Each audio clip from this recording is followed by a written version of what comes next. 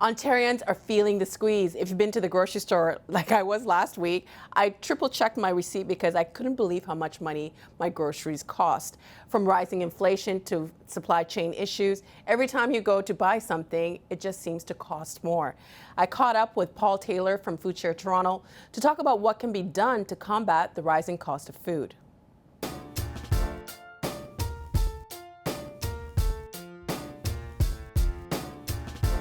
I'm Paul Taylor, the Executive Director of FoodShare Toronto. So, FoodShare Toronto, how are you able to do what you do in an environment where everything seems to be costing more? One of the things that people don't realize is when the food box arrives, the folks who are delivering it, the folks who are packing the produce, they're all paid a living wage because FoodShare is a living wage employer. While there are pressures in terms of food costs, that doesn't always mean that those pressures need to be passed on to consumers. We have a right to food in Canada. So for us, we want to see more interventions that kind of challenge the way capitalism has really, impeded our ability to access food, especially for the poorest among us. And there's a little bit of a markup that helps support the work of FoodShare and some of our food justice initiatives. You mentioned a word, a phrase that some people might not be familiar with, food justice. What is that? Food justice is recognizing, the organizing principles that have affected who has food and who doesn't. So we're talking about white supremacy, patriarchy, ableism, anti-indigeneity, anti-black racism. It's one thing to try and deal with this issue of food insecurity through making food available. It's another thing to be looking a little bit more upstream and recognizing that these are organizing principles that have really affected who has food and who doesn't, because food insecurity is largely and predominantly an issue of income, inadequate incomes. It's that people don't have the money that they need to buy the food that they need.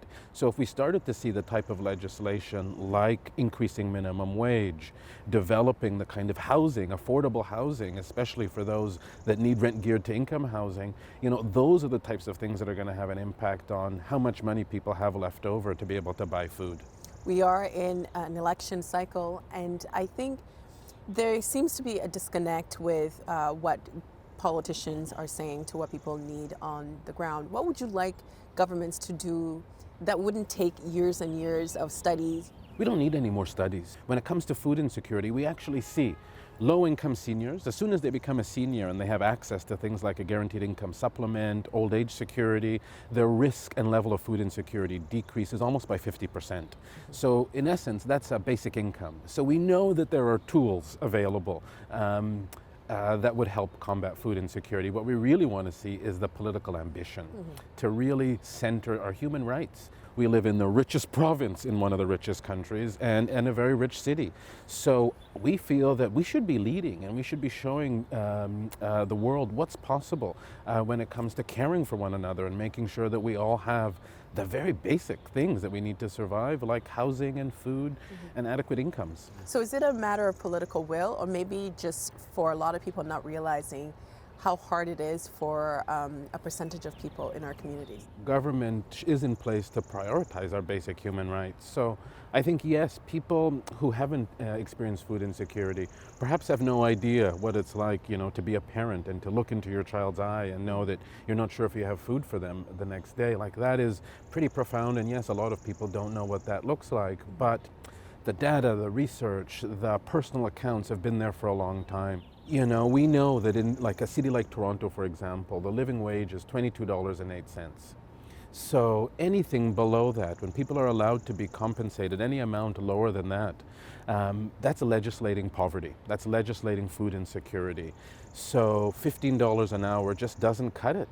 I think there's still this kind of perception that people who are struggling are not working hard enough, and people who don't need the supports are working hard. I've had so many conversations with people who are working full-time gigs, but they just can't make ends meet. They are trying everything. They are chasing sales.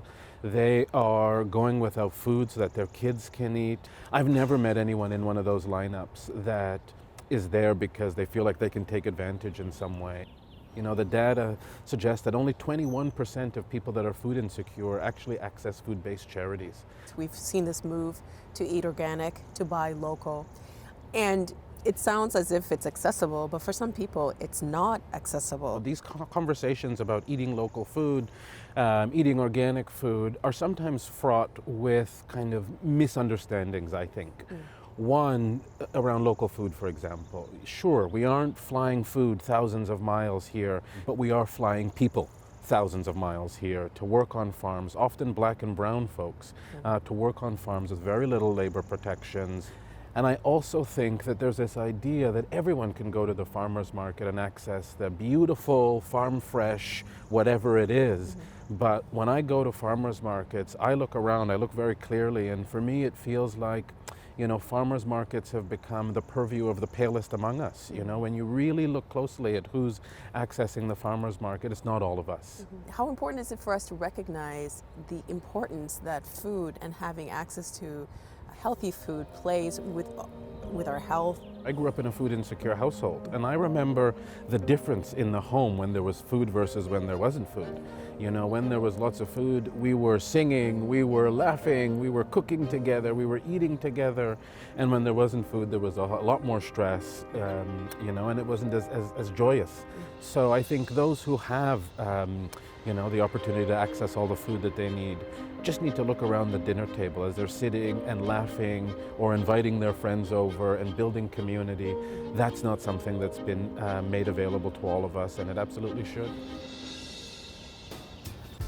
That chat was part of The Thread hosted by me. And if you want to see more videos, you can look here and here. Subscribe to our channel or follow us on Instagram at TVO The Thread. See you next time.